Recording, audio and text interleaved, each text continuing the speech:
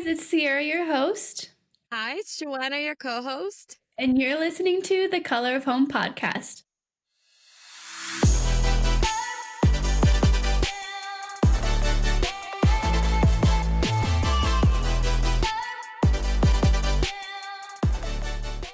Hey guys, what's up? We're so happy you're here with us today.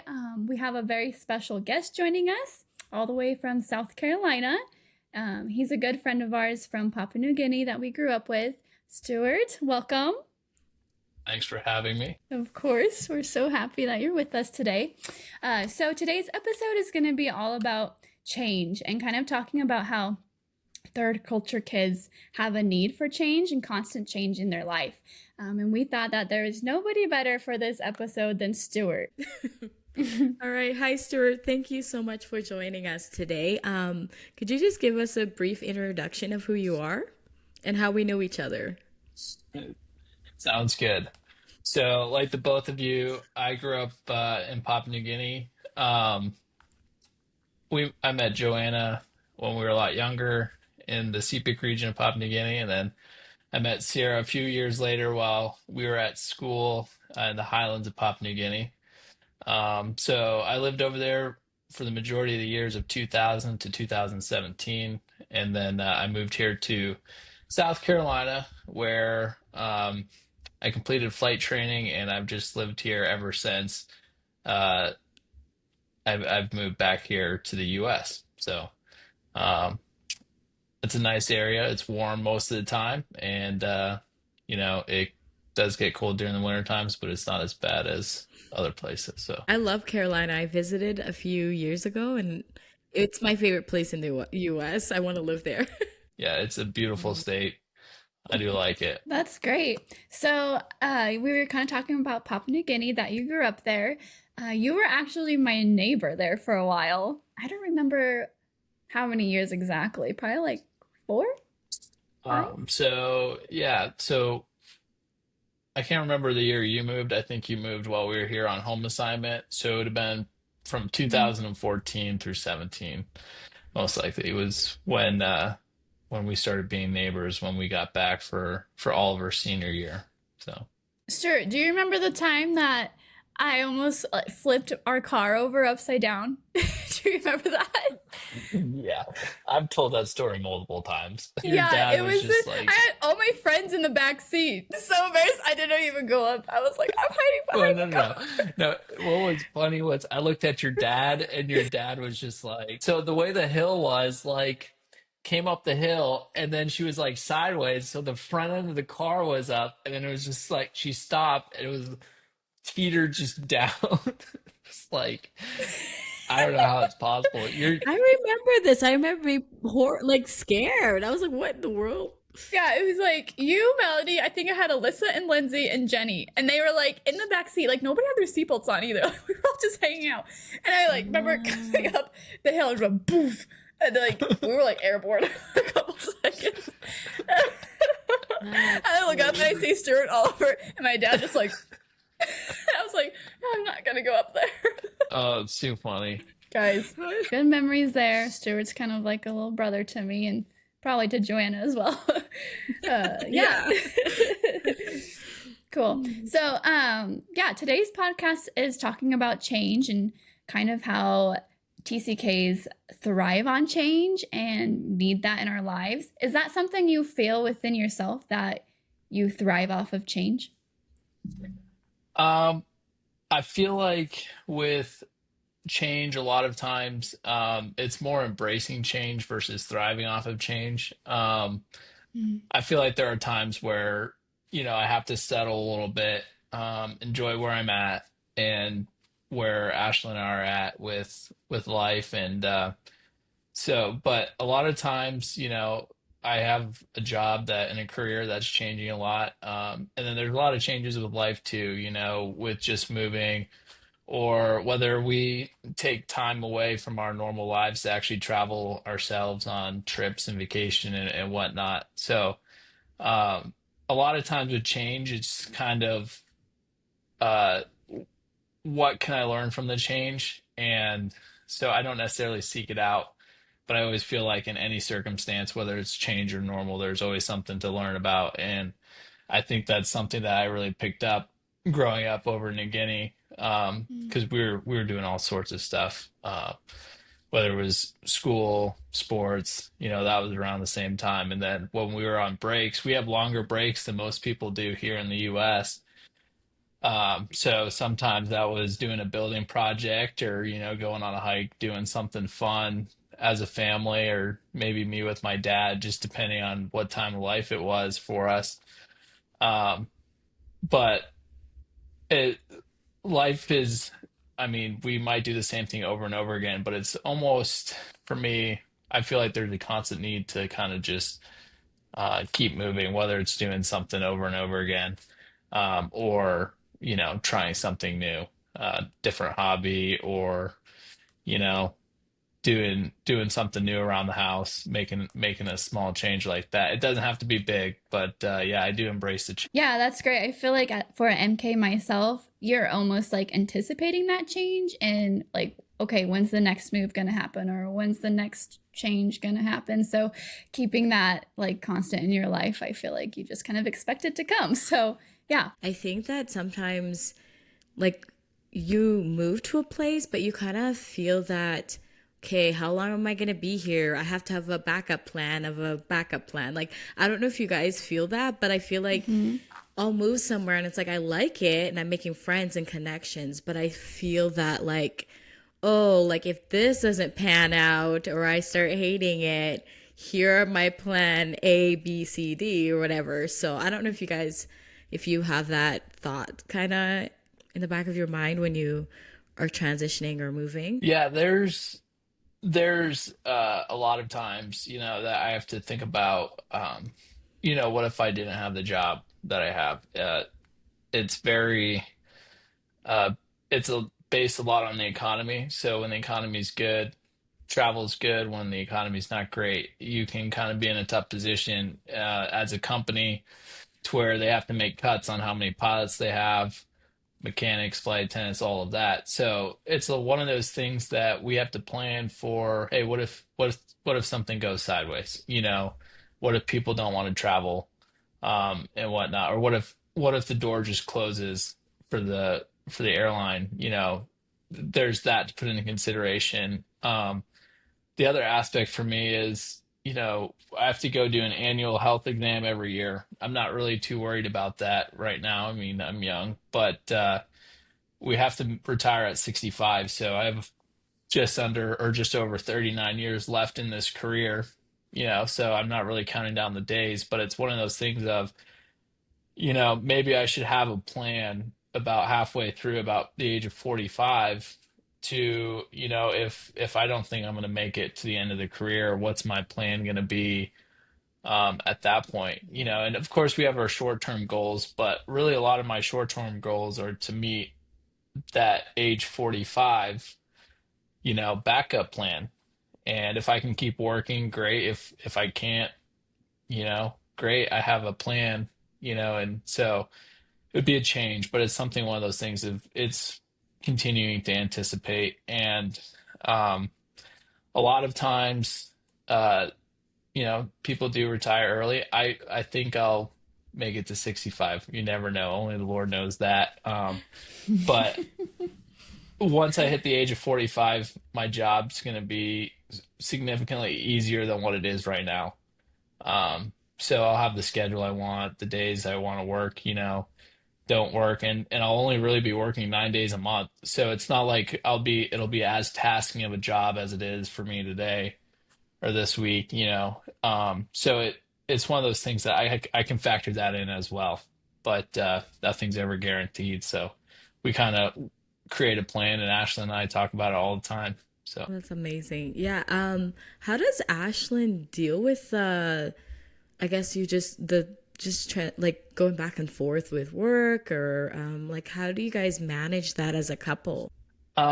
so one of the things that's interesting for us is when we got married, she had a car and we sold her car, and so we're down to one car. But one of the cool things is my parents live here, when they're here in the US and they have a vehicle. So we generally will use that most of the time. And so other than her maybe hearing my alarm in the morning when it's time for me to wake up and to go to work once a week, it doesn't, for me leaving, it doesn't really affect her in terms of, you know, um, me bothering her. She doesn't have to necessarily drive me to work or whatnot until my parents come back. And then it's once a week, it's like, oh, we'll have to wake up at 5:30 in the morning, go to the airport. She'll come back and just go right back to bed or take a nap in the afternoon, something like that. So that's really the biggest effect in terms of like her life and my life. But a lot of times, she has to be very independent and and she very much is. Uh, so a lot of times she might have to go get the oil change on the car, do stuff like that that I would generally do, but I'm not here to be able to do that. But thankfully, I come home enough to where it's like a lot of the stuff that I need to do, I can get done. But for instance, like I got home from a trip yesterday, I'm leaving on a trip tomorrow. I only have one day to get stuff done, and that's about 2 weeks of time. So there's a lot that she does in those 2 weeks that I try and cram as much as I can in one day. And whatever I can't get done, it's like, okay, we'll just have to wait a few more days, or if you can do that, that's great. So, but Mm. she's super supportive of the job, and thankfully, it's a job that I get to share with her. It's not just like me going to work, coming back, and there's absolutely no benefit for her whatsoever. Yeah, that's great. We kind of just jumped into you being a pilot talking about that. So let's like back up a little bit and can you give us a little bit of background of what inspired you to want to be a pilot? Yeah. So I brought a picture with me. This was given to Oh, me when probably a few years oh, I love ago, it. but the pilot of that flight was my uncle. Um, he was a bush Wow. pilot over in Papua New Guinea for, I think Mm. they moved there in 94 and they left in 2012. So it was almost 20 years in New Guinea, and now he's a bush pilot in Mexico for a medical mission. And um, so we grew up riding with him in the small 206s into the bush. We started in a tribal area called Sino. Um, and we there was an airstrip in the tribe when we were there, but shortly after we had left, they had completed one in the tribe. So we had the chance to frequent that, and then we went to many other tribes. So I always had the interest, and then of course, we have the international travel, right, coming back to and from the U.S. or wherever our home countries are. So um, I mean, I've kind of been in airplanes since I was 1 years old, and Mm. it was just kind of one of those things of like, this would be a fun career. Uh, it wasn't until my probably 10th grade year or maybe 11th grade year where I really started to focus on it. And it's like, okay, what do I need to do to get this done? It's not a cheap career in terms of trying to get into it. Um, Mm. but a lot of prayer, a lot of work, and here we are. So it's definitely been a passion for years, but it wasn't until a little bit later on that I knew it was going to be able to happen. So Oh, that's so cool. I didn't know that your uncle was a pilot over there. So yeah, was that your he mom's parents? it would be yeah, it would be my mom's brother. Yeah, um, Or sorry, your mom's brother, yeah. yes. Mhm. So yeah, I mean Joanna would know him. Yeah, he used to fly our family into the bush location my parents worked in. And so, yeah, he was one of the pilots we knew very well. Wow, that's crazy. I did not know that. Probably because I was there later on in life, but Yeah, very cool. I think he left just before y'all showed up. So. So, how did moving and switching environments shape your world view? That's kind of a difficult question, but did it give you a new perspective on life? Um, we had home assignments, furloughs, sabbaticals, whatever you want to call it, every 3 to 4 years. So, um, the first one I was pretty young, but there was one my fifth grade year and another one my ninth grade year. So, kind of had an understanding of what I was getting into, in terms of where I was moving to, even though we lived in two completely different places. We were able to create some friendships, over that ninth grade year that I was here in South Carolina, and um, meet people, get plugged into a church, and it's one of those things like you're just kind of having to remember trying to pick up where you left off, even though the last time you saw that person was 3 or 4 years earlier, and Mm, all of our voices changed. We've all gotten taller, and some people were mhm. dating, other people weren't, and we're all choosing careers. So I wouldn't necessarily say like the environment change was like that significant of a change for me, with the whole move, but uh, just trying to remember where you left off, and just kind of trying to fit in, to the environment here, and just remember the kind of the cultural differences. Yeah, that's great. Do you think you started to crave change as a result of always being on the move? You were kind of saying earlier that maybe it was more adapting to the change and not necessarily a crave for it.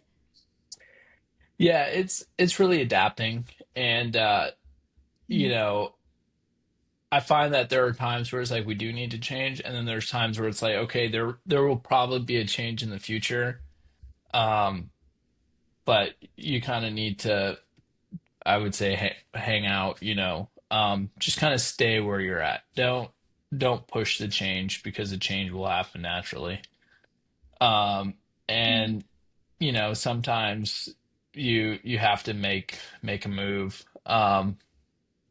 to, I don't know if it's whether you're trying to change how your life is, or whatnot, in terms of work, or family life, or whatnot. But sometimes things will work itself out, and other times like you got to make that move. And you know since I've started flying, and this is kind of really one of those big deals, is I'm now in a season of, I'm gonna stay where I'm at for now, unless the Lord calls me to do something else, or to change jobs. um from the get-go of learning how to fly, I learned how to fly in a year. I had my first job. 6 months later, I had my next one, and I've changed jobs twice since then. So I made this constant change, but really at the end of the day, it was all to make it to where I'm at today. And really, a lot of the change I have now is all within American Airlines. So I'm a first officer flying one Mm, airplane. I have the option to go fly another airplane. You can become a captain. That's a change, or you can just, you know, right now I fly internationally and domestically on a medium range airplane. So our flights are anywhere between 4 and 6 hours long. Um, I could go switch to one of the larger flights or airplanes that it takes, 12 hours to go from point A to point B. So, um, there, for me, a lot of that is, I'd like to do those longer flights. And that's really, if you want to say crave for that instance, a lot of it has to do with, um, you kind of find it normal being in a country that's not the United States, or I guess Canada, in your mhm. instance. I personally enjoy going to places, outside the United States. There's culture, there's food, there's people, um, Mhm. and it's a way to embrace and get to know people, and create outreach opportunities. And even in the local church, there's a lot of people doing missions trips, and not just that, and also going to be missionaries themselves. And it's a way for me. It's like, oh, you're moving to this country. I've been there. Um, Tell me a little bit more about it. You can kind of embrace other people's change by creating that change yourself. So that's one of the things Mm, I enjoy, is there's so much you can learn about, um, just keeping on moving, and just trying different places. So yeah. yeah, that's so good. I think too, like not just the change of like moving and all that, but or the craving of it. I guess you said for yourself it's more adapting. I would say for me is like almost I craved that just because it was so normal to me. But Also, I think it's just like the other countries, how you were saying, you enjoy going to other countries maybe more so than traveling to America or throughout America and Canada. Um, it's just rooted within us. We had some kids from Trinidad on the podcast not too long ago, and they said the same thing. Like it's just almost easier for us to connect and relate to people from other countries other than our own, or maybe the first world countries. And I don't necessarily know why that would be, but we just feel comfortable there and we just almost need that essentially. You know, I find it kind of interesting though, like um a lot of people don't necessarily understand that here, and I'm not trying to put anybody down, but it's just one of those things of I find Mhm. it's just kind of one of those enjoyable aspects of getting to know people. And there's uh like with traveling, I haven't been to Trinidad, you know, for too long. I'll probably end up there at some point in time, but um you can kind of you just create a connection with people, and if you're not willing to create and learn, you're not going to learn from people. And a lot of times, learning from other people, that's how change starts to roll. You kind of see where you can try new things or visit new places and stuff like that. So, Yeah, I definitely agree that like often like MKs just or just not just MKs but like third culture kids in general, we just do feel more comfortable. Like I think I gravitate to people from other countries if I'm in a group setting. I just tend to be gravitated. I just gravitate towards them. So yeah, that was very cool what you said with that, and yeah, embracing the change and Yeah. I don't know uh, about you guys. How many do you guys keep track or remember how many different schools you've been to or how many times you've moved? Do either of you keep track of that? not No? really. Stuart's like, I don't remember. Joanna, do you? I don't because it's either like homeschooled when I'm back in Canada or which we didn't really take that many furloughs or I was like in like our mission school. Like there wasn't too Mm. much going to other schools. It was either mission school in Canada or in Papua New Guinea. So, Oh, yeah. I guess I'm the odd one out. Yeah, I mean, I I think think that's it's probably because my parents started ministry later in life. I think for you, it's probably a factor of having come Mm. a little bit later. Your parents were probably going through Bible school and all that kind of stuff, and then uh, MTC or whatever it's called in Missouri, um, which that's two moves right there that happened before I was even born, for my parents. Yeah. Yeah, for me, I think I've been to like 9 schools and then I've moved over 25 times, like houses. Yeah, it's Ooh. a Oh, lot. yeah. But yeah, I think that must have been just because my parents started ministry like later in life. And so, like, living in Nebraska, we'd already moved like maybe once or twice. And then I've had, before my parents went to ministry, I'd already gone to like 4 different schools. And then we went to ministry. And then through that, I think I had like another like four. And then to Numanoy. And then I don't remember. But yeah, so Yeah. Yeah. lots of See, moves. But yeah, when I graduated, I don't know if you remember this, our senior, I think it was like our senior event or something, like skate night. We had like fun facts about the seniors. And my fun fact that my parents said, and nobody guessed that this was me, was the fact that at the age of 18, I had lived in over 18 different houses and 18 that's different so moves crazy. at the age of Wow. 18, and like I didn't even count them. My parents had been counting and they were like, and I couldn't guess who the senior Mhm. was that had gone through all these changes, and then You're they're like, like, is that me? oh, it's Joanna, and I was like, what, that's me.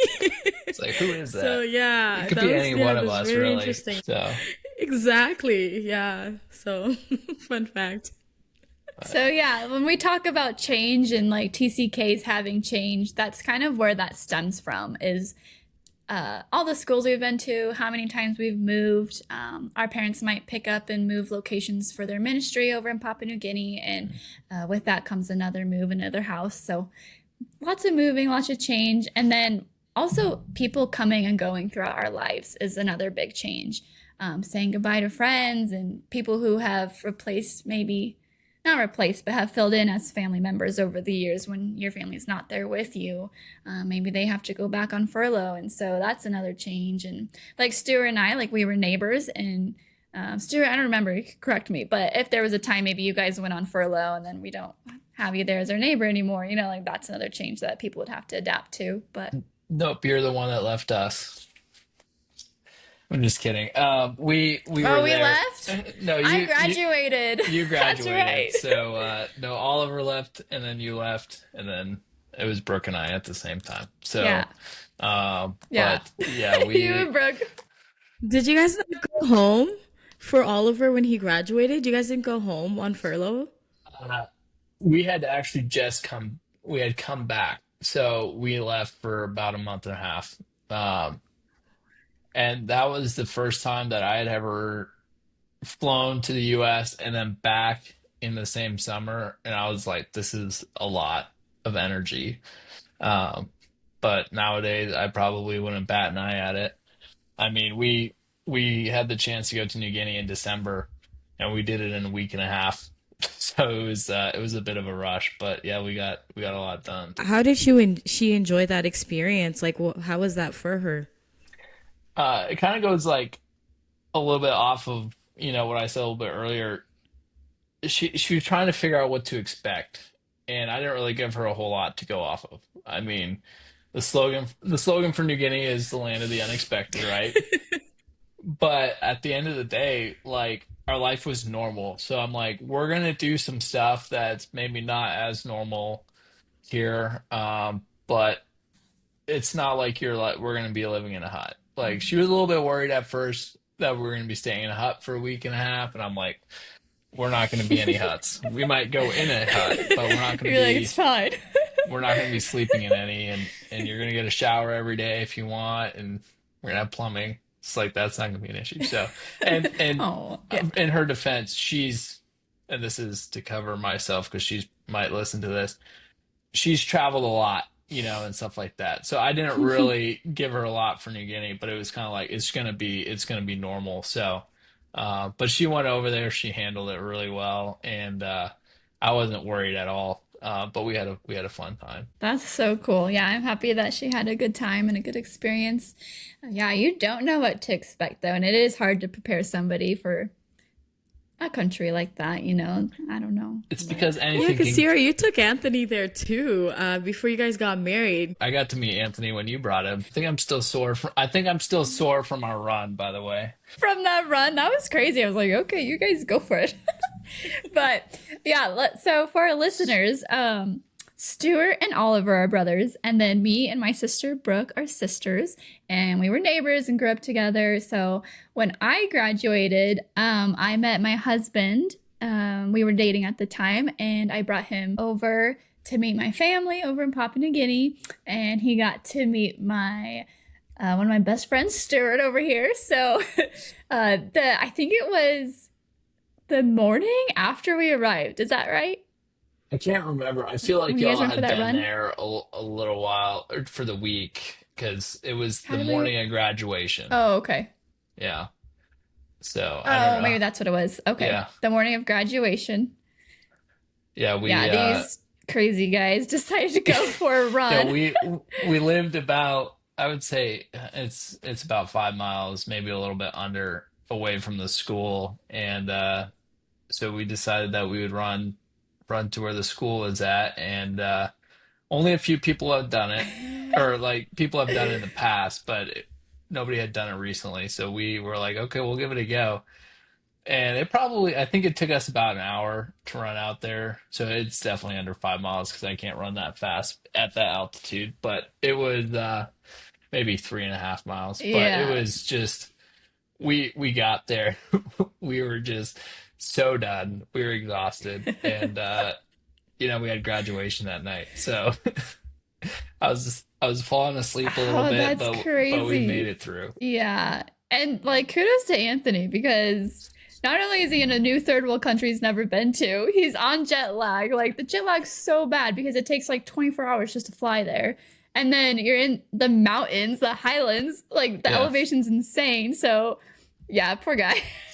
But yeah, I'm proud he did it. That was it. We knew that Anthony was a good guy after that. So, I mean, Anthony You knew he changed. Aw. was the keeper after that I one. knew he was a keeper after that one. Yeah. Yeah. And I think Anthony, after we had like so Sabega, where our base was, where our families lived, they had a moo and after that, poor Anthony got so sick. He got like some kind of stomach bug from it. Oh, he was so sick. I felt so bad, and he just yeah, he didn't enjoy much of his time there after that. But did Uh, Ashlyn get sick at all? mm-mm. Well, she got a little bit nervous about the altitude and whatnot, but she that was like the first night, Oh, and really all she needed to do was eat some food and have some water, and she was fine. So, but we got there. okay, good. But yeah, so yeah, it's always fun, bringing somebody over, and they get to meet your friends, especially the local friends, and then all the other missionaries you grew up with. Mm. And those were all, like you were saying earlier, those are all the people who really made who you are today. Um, they invested a ton of time into our lives, and made it kind of enjoyable, and helped you understand why your parents were there, doing what they did, and still do. But yeah, so it was definitely enjoyable. And the wild thing was a lot of the kids who were in the first grade, they're like high schoolers now, and there's just kids graduating. It's like, shoot, I'm getting old. Yeah. Yeah, it's like, even though I'm not that old, we're getting older. So I it's I know. happening. know. So Yeah. It is crazy to go back and it just changes so much. I mean, change again, but like you leave and then you go back and like, yeah, there's some people that are familiar, but kids have grown up and the ones you remember have graduated. And yeah, I feel like it was different for me every time I went back. So, yeah. I never went back yet. I haven't gone back yet. And oh, really? I I think just a lot of emotions are gonna come back because it's Mm, gonna probably look the same. People, Yeah. just everybody gets older, yeah. places change. But I mean, after 7 years, other than some of the buildings, a lot of the places kind of look the same, and you know, kind of felt it definitely felt the same. It was just the market no longer just strictly open air. It's actually in a nice little building. It's not muddy. So, just different stuff like that. Yeah. Maybe some good changes, kind of like For they just sure. keep developing and moving forward. I feel like every time I went back, I noticed the same thing. So yeah, that's really cool. Um, one question that I have is, what are some like positives and then a few negatives that you could list for us of impacts in your life from change that you've seen? There's a lot of positives is, I wouldn't be where I'm at today, if Mm, it wasn't for change. And really it wasn't anything I did. It was all God for everything that I have and where mhm, I'm at now. But there was some advice given to me, before I left. I was really set, well, not necessarily set, but had a lot of desire to be a bush pilot and to go back. Um, but the advice I was given was, don't shut the door on other opportunities, just to kind of go towards this one opportunity, and just let the Lord lead where He wants you to go. And mm, a lot of it or for me, it was, the Lord just kept opening doors for me to keep progressing through. He opened the door for every job opportunity. And one of the crazy things is, it's a very unprecedented time to be an employee, or an airline employee of any sense. A lot of hiring going on, and whatnot. And I think the Lord knew well before I was even considering getting in, to this career, that there was going to be some amazing opportunities here. And there has been doors that have closed, for sure, but He's definitely directed me mm, along a path that has been very, enjoyable for me. So I've had a lot of opportunities. I'm super happy to be where I'm at today, career wise. Ashlyn's a pastor's kid. I met her by walking into a bank, to deposit a check. So, yeah, that's how we met. And I That's mean, there's so more to the cute. story than that, but there was previous relationships, and then I met her, and it worked out well. So Mhm. um, the Lord always has a plan, and He's the one that creates all this change for us. And it's one of those things of, if you view the changes as a plan that He's giving, whether we have to go somewhere or it's a matter of waiting, just remembering who controls all of that is kind of the significant difference, on you can still enjoy life even when some of the changes are a little bit harder to handle. Mhm. So, but yeah, so I'm definitely thankful, and you know, we just keep embracing opportunities that we have um, to keep moving forward. You know. Yeah, no, I love that. And like you were saying, like there's nothing that happens in our lives that doesn't pass through the Lord first, that He wouldn't allow, you know? And so even if it's a change that might be difficult and might be hurtful to us, like it's either going to grow us or, like make us a better person in the end and trust the Lord more. So yeah, that was really good. Yeah, and just like I guess piggybacking off of that, just like I know that like some of our listeners are probably they're all going through or about to or have gone through a period of transitioning, a period of like struggling with like figuring out what they should do or how to navigate life. But like, I'm just wondering, do you have any like encouragement that you would just give anybody that's either about to enter a season of like new changes or they are currently in it? Any encouragement for those listeners? Yeah, I mean, one of those things is, we grew up with the Bible. Parents were translating the Bible or helping towards that in some capacity. We grew up in Bible classes. So clinging to scripture is kind of a huge thing. There was a pilot over in New Guinea who gave me some encouragement before I had left, and he gave me Psalms 32:8, which is, "I will instruct you and teach you in the way you should go. I'll counsel you with my eye upon you."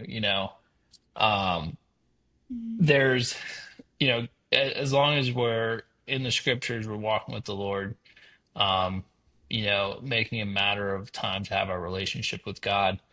You know, whether there's a doubt on what we should do, there's always going to be an answer, and it's always going to come from above.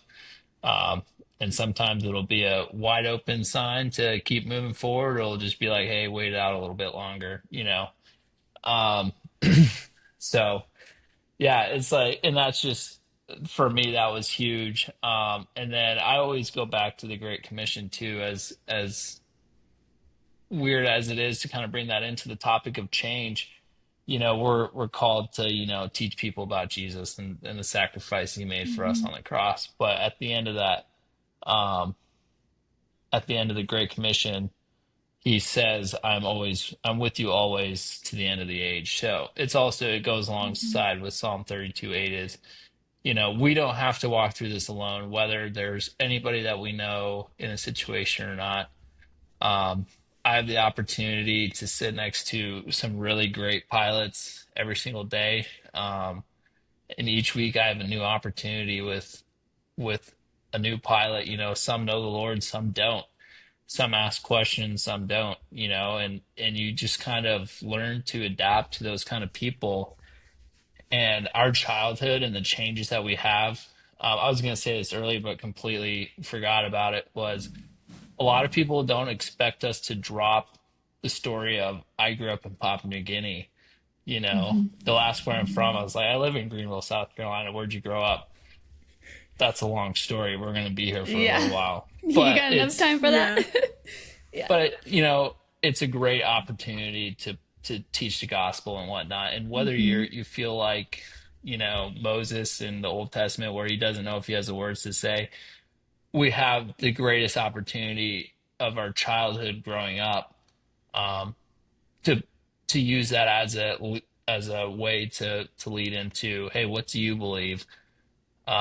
Sometimes you have great conversations. Other times it's like, it doesn't really go anywhere, but the Lord will open the door, and just from a history standpoint, biblical standpoint, everything like that, Papua New Guinea has so much opportunity to lead into the discussion. So, Mm-hmm. um, Yeah. yeah, so that's the cool thing about change is, you know, embrace it, and once you start embracing it, you can start using those opportunities for the Lord in many ways. Yeah. I love everything that you just said. That's so good because I think too, like the end of what you just said, embracing it. I'm sure there's a lot of TCKs out there, and myself included, that for a while like was very resistant against it, and a lot of like hurt and anger from it. But when you just accept it and like open your eyes to see like what God has for you and the plan and how He can use that in your life, there's a lot of healing in that as well. Yeah, that was really great. Yeah, I was just literally gonna say almost what you were saying, Sierra. Like, Hmm. yeah, just like if you are fighting against, I guess like the doors are like what God has opened up for you, and you just keep fighting and like, oh, I don't want to do this. Like, I think that like once we like surrender that to God, and like He can use us in like many ways in those changes, we just have to be open to it, and hearing His voice, and like just being willing to follow yeah, God's calling, or like you know that He has you in a specific place at a specific time, and He's gonna do great things, whether that's like you going through turmoil or like struggles, and it's like you hate it at that moment, but you're gonna look back Hmm. and you're like, oh my word, God used that moment in my life or that struggle to do great things, because like look at what He's done in me and look where I'm at now. So yeah. Yeah. And maybe like your story can help somebody who's struggling in the future that you run into, you know? Like Stuart was saying, not all of us, or there's not a lot of people that have the same story as us. And so maybe one day there's somebody who is struggling with change and you're able to be there for them, because God's taken you through that. So, Yeah, thank you for coming on, Stuart. We really appreciate you taking the time out of your busy schedule on your one day off just to talk Hey, to us. it is no worries. Thanks for having me. Thank you so much, everyone, for coming along on today's episode. You can follow us on Spotify at The Color of Home Podcast. And also, we're on TikTok and YouTube. You can shoot us an email. Our email address is thecolorofhomepodcast@gmail.com. And we look forward to just hearing from you guys and feedback, or if there's any topics you guys would love for us to talk about, we'd love to, yeah, just read those emails, and just feel free to reach out to us. yeah, thanks again for joining us. We hope that you were encouraged from today's episode as we were talking about change and just some of those transitions. Yeah, and just remember that home is more than just a color. It's the canvas of every place you've been, every person that's loved you, and every culture that shaped you. That's the color of home. Thanks for joining.